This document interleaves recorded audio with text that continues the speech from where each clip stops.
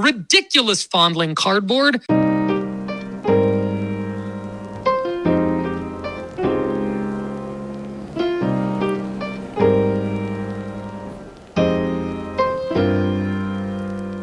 What is up? Welcome back to Fondling Cardboard. I'm your host, Mike Lakusta, aka the Golf Card Collector. And a happy, merry, jolly Christmas to you and whatever other holidays you celebrate. I am grateful. I'm grateful that you're tuning in, and hopefully you're feeling as enthusiastic about cards as I am during these holidays. To celebrate the occasion, I'm going to be sharing a story from many Christmases ago, of course that relates to cards. And the lesson that I learned from that experience is something that actually helps me stay excited and motivated and encouraged to stay active in this strange hobby that we're all participating in. And more importantly, to squash any insecurities that I have about my collecting obsessions.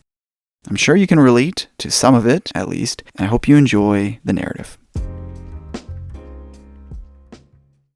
I've lived in Calgary now for 10 years, and I look back to the first Christmas living in an acreage with my grandfather and some family visiting from out of town. Family I'm very close with. My aunt, my uncle, their 3 kids.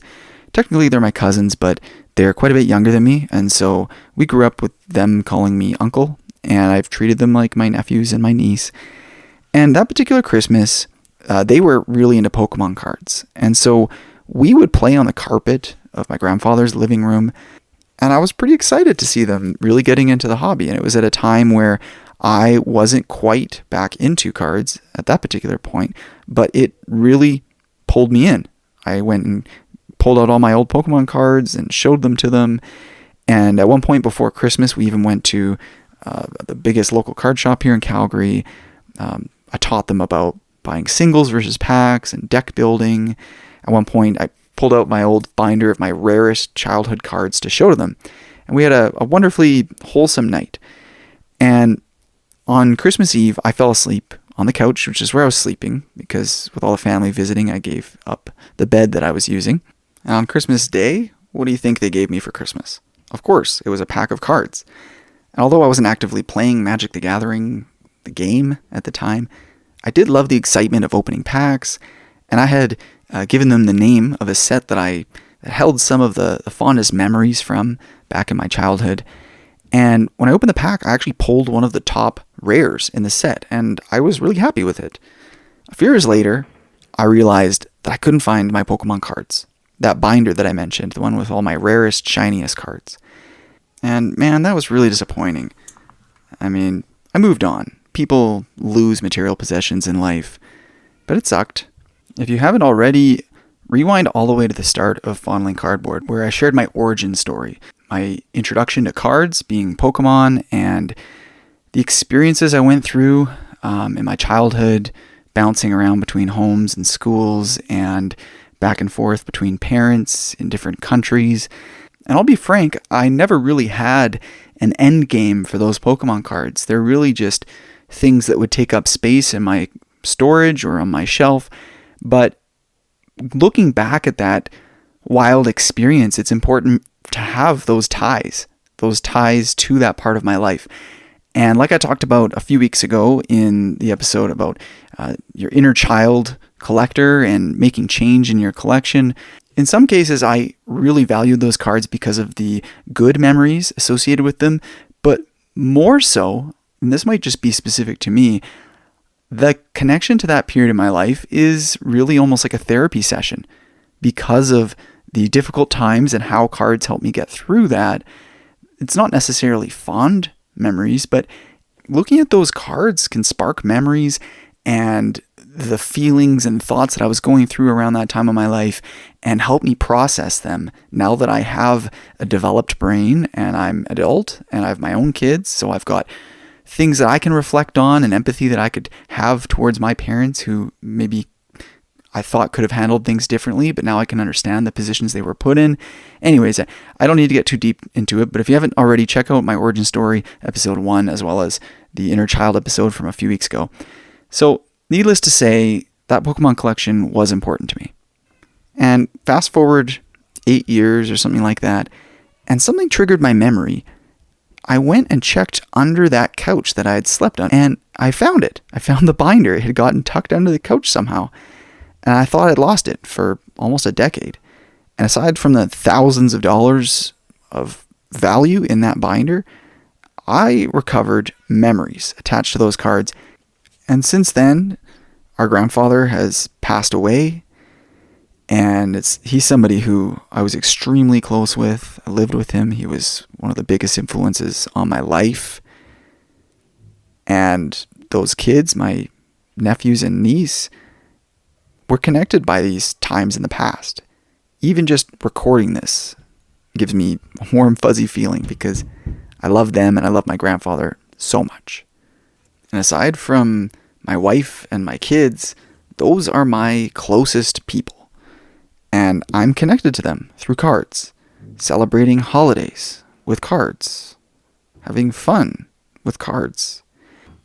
Reflecting on that story, I know a lot of my family and friends that aren't in the hobby, they look at us collectors like we're crazy for investing the amount of time and money that we do in collecting trading cards. But from reflecting through my experiences, I've realized that those who don't understand just haven't had the same kind of experiences and background that we have. They don't have the same connection of neural pathways that our memories are built on in our brains, and they don't have that same instinct to collect, and that's okay, because it helps me grow confidence in my collecting to understand that my own perspective is much different than others. When I'm not so caught up in the hobby, sometimes I do step back and I say, what the heck am I doing with these cards? I mean, so much of my energy, my thought, my money, it goes towards this silly, nerdy hobby. But now I'm realizing that my identity is not just as a collector, but I'm a collector to support my identity. To support my identity as an uncle, as a father, and in some ways, the hobby fills this little hole in my heart, and the act of filling that void actually builds up my self-esteem. Anyway, I got to spend a couple amazing visits over these holidays, again, with that same aunt and uncle and niece and nephews. And it just goes to show that even if you don't get to enjoy with your immediate family, i.e. your parents, whether they've passed away or you're not close with them, or heck, even if you never knew them, you can enjoy the holidays with somebody. You can find your people, whether that's friends or extended family. If you're struggling, you can find somebody. Just reach out. So I want to spend the rest of this episode sharing a couple of very moving stories that I stumbled across on social media about what some other folks in the community are going through this Christmas. So the first one was a man who posted on Sports Cards Nonsense, and he was spending Christmas alone. He's a divorced dad on tough times.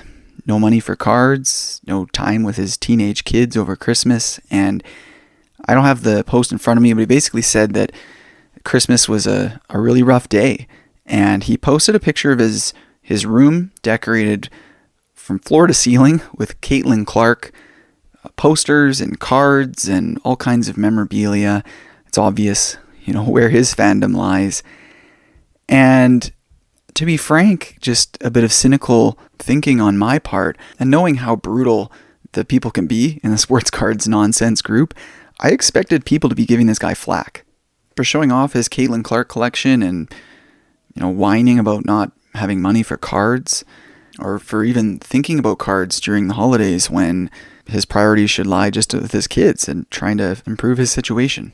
But the comments that I saw from over 400 or 500 different people, it blew my mind. It warmed my heart, because instead of flack, I saw generosity.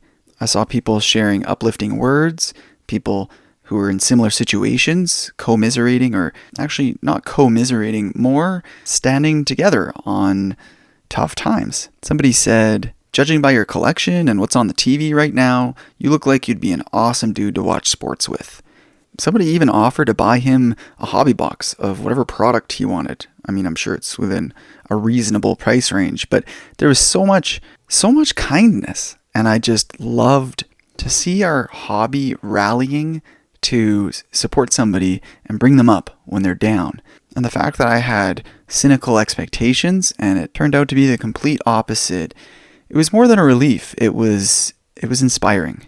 So much content out there in the sports card world is about flipping, making money, or even worse, drama in our hobby. Especially in these Facebook groups like Sports Cards Nonsense, where people are so harsh with each other, belittling comments and dunking on each other. But it goes to show there are wonderful niches within the hobby of supportive, caring, and passionate collectors. And that's my goal with my group, Golf Cards and Memorabilia. By the way, thanks to all you that contribute to the Golf Cards and Memorabilia Facebook group. And for those who lurk in the shadows or aren't even in the group, come join the conversation. It's a lot of fun and it can be very rewarding. I aim to provide that kind of community building. It's not just about buying and selling. All right, the last Christmas cards story that I'm going to share here is it's a tough one to read. It's one that will pull at your heart. I've got the post in front of me because otherwise I might get some details wrong, but here it goes. It's by a lady named Sarah in the Sports Cards Nonsense group again. And she shared this because us in the hobby are the people who will get it. Her husband and her son's father passed away in June from cancer. And her son, Tom, and his dad had their own sports cards business, and they loved collecting cards together. Her husband was from Baltimore, so her son Tom's favorite baseball team was the Baltimore Orioles, even though they are living in a completely different state. And by the way, that's a big deal. Like if you're a fan of a team that isn't from your city, that takes dedication because you're going to be getting flack from your family and friends and coworkers. In Tom's case, maybe other kids at school. As somebody who cheered for the Arizona Coyotes, even though I lived in Vancouver where the Canucks were dominant, or Calgary where the Flames are the heroes, I can relate to the effort it takes to really stay on that fandom of a team that's elsewhere. And getting back to the story, for Christmas, all Tom wanted was cards. Cards, cards, and more cards. And it sounds like Santa got the memo because their Christmas tree was in their card room, and he delivered. Out of all the boxes that Tom got that Christmas, there was one Topps Holiday Mega, and he pulled a Jackson Holiday patch autograph numbered out of 50. Now, I'm not a baseball fan, so I know the name Jackson Holiday, but I had to look it up, and of course, he's the star for the Baltimore Orioles, Tom and his late father's favorite team. Now, Sarah says she'd never seen Tom more excited. He goes, "That's a sign from Dad." And, I don't have a close relationship with my dad, but that still brings a bit of tears to my eyes. He also pulled a Jackson Holiday auto from Sterling, and it sounds like the Orioles, or maybe Tom's father up in heaven, really showed up for that young guy on Christmas. Whew. Yeah. And Sarah went on to share that she's been collecting boxes for months to make it such a special day for Tom. She visits Target all the time. She got to know the stock lady well. She even said when she went to Target on December 23rd, she swung by and the stock lady was there, and they had a chrome update, which is apparently hard to find in the wild on the shelves. And the stock lady gave Sarah a big hug and said Merry Christmas. Sounds like Sarah and Tom even have a few card shops around the area that treat Tom really well and shared some deals for their family. It's just so heartwarming and heartbreaking to hear stories like this. I don't know if there's really a lesson to be learned from it other than just aim to do good in your hobby experience. There's so many people out there. You hear stories of people ripping people off, or and to be transparent, in some cases when I'm doing a trade deal or if I'm negotiating, I can be a tough negotiator, but at the end of the day, we're only on this earth for so long, and these are just little pieces of cardboard. So just remember to take it lightly, enjoy your collecting, and do good unto others. Merry Christmas to you and your family. Happy Boxing Day. Happy New Year. Happy holidays, whatever it is that you celebrate. I look forward to seeing you guys next week.